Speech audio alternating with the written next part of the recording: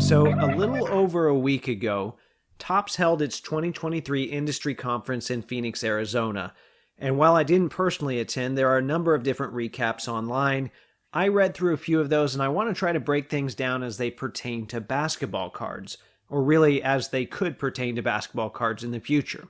And as I've said before, I don't like to do a lot of speculative content, but some of the ideas that were discussed will be ideas that will likely carry over as Topps transitions into the basketball license.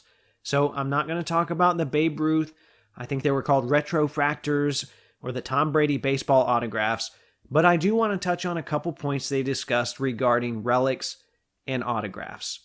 And autographs are probably an ideal place to start, seeing as that was the only true basketball news we got over the course of the conference, and it involves a product that's already been announced, the 2022 Topps Chrome McDonald's All-American set. So this is not an NBA set, but it's a bit of a throwback to some of the McDonald's All-American high school sets that Topps did in the mid to late 2000s, although now it's Chrome. And maybe you even remember seeing Durant's McDonald's XRC from 2006. Anyway, Topps announced that Bronny James will have autographs in this product. Now, I still can't see myself, running to pick this up. It's not really a product that appeals to me all that much, but in my mind, the addition of Bronny James at least makes the product itself a lot more appealing. And honestly, I'm pretty surprised. I know, Bronny is his own person, but I fully expected him to follow in his father's footsteps and sign an exclusive with Upper Deck, where he would probably be relegated to Goodwin Champions, and then they'd have one more excuse to recycle that 2003 Exquisite RPA design.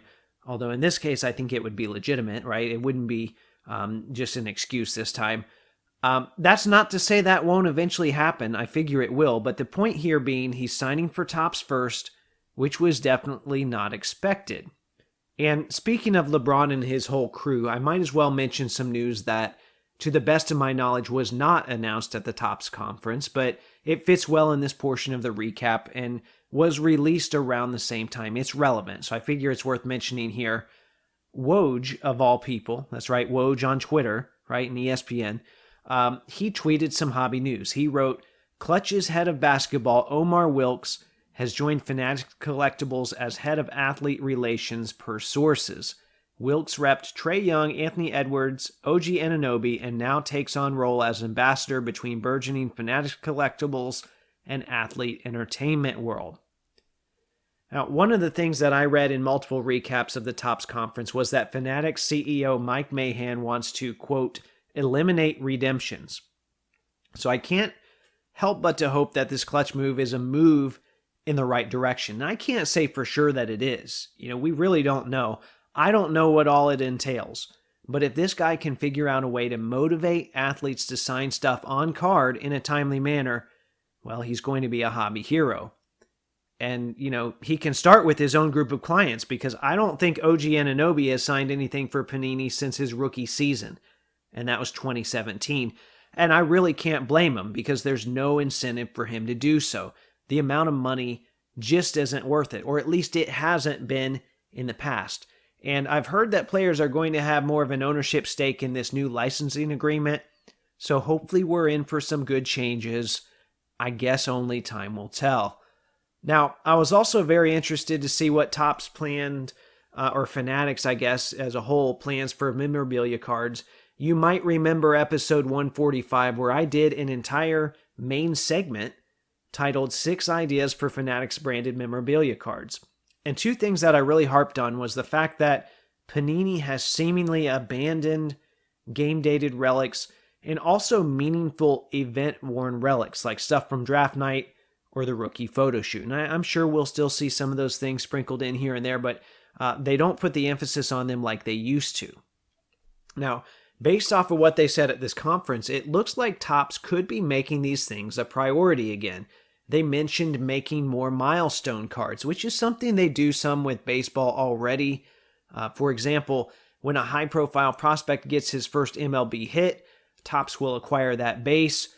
If it's a single, they'll take first base. If it's a double, second, and so on, and they use them for cards. So I like that a lot. I mean, we've already seen bases from the World Series, so that's nothing new to Topps, like I said, but it looks like they want to keep doing that, and that's something they can get from the league easily. So I think for us memorabilia collectors, that's a good compromise. Now, will it devalue those relics? Maybe they flood the market with those, but if you just want the memorable or the meaningful material itself, then I think that's a good thing. A lot of people will have access to that.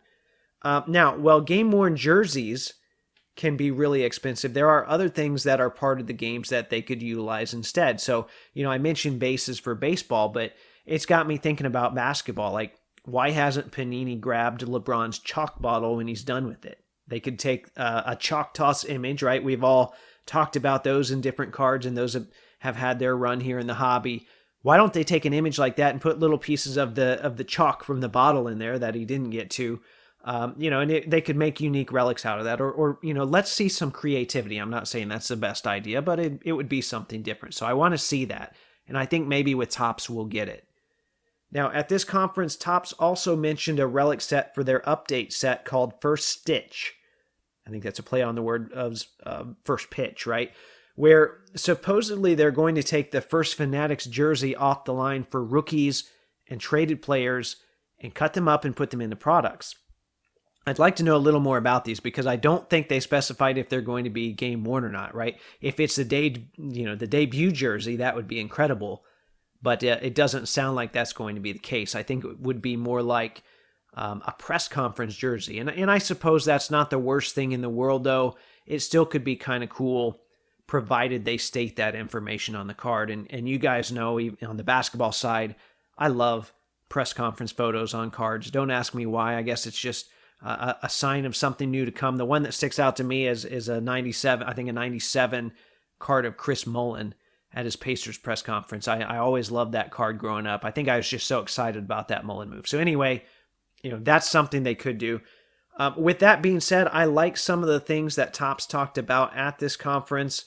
There were some other things that seemed pretty goofy, but I'm going to try not to fixate on them. I'm not even going to bring those up today.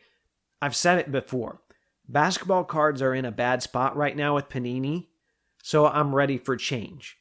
And that doesn't mean, just because we get a change doesn't mean everything's going to be fixed. Change just for change's sake doesn't always work.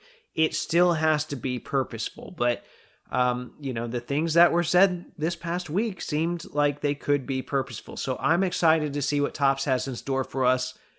And now all we can do is wait, because unless something changes, specifically Fanatics buying Panini, right? It's going to be a while before these changes hit the basketball side of things.